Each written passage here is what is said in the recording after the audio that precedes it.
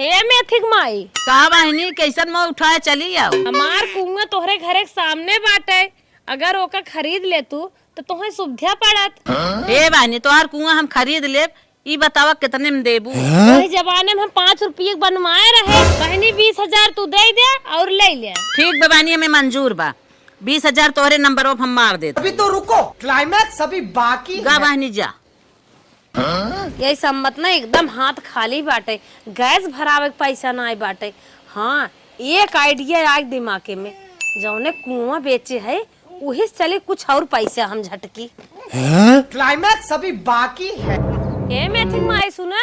हाँ बहनी बोला, कुआं तो बेच दू और कुछ बचबू का।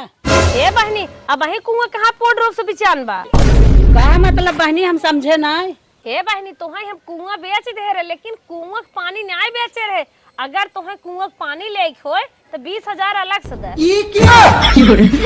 अब हमारो कोनो दिमाग लगावे पड़े, तो गजब गए हम खेल दे है। ए बहनी सही कहा था, हम तोहार कुआं खरीदे रहे, पानी ना आए हमारे कुआं से अपन पानी निकाल ले जा। अगर हमारे कुआं पानी रखबू ना तो कर भाड़ा लागे। बहनी हाथ जोड़त है, हम कुआं पानी साथ ही बेचे है।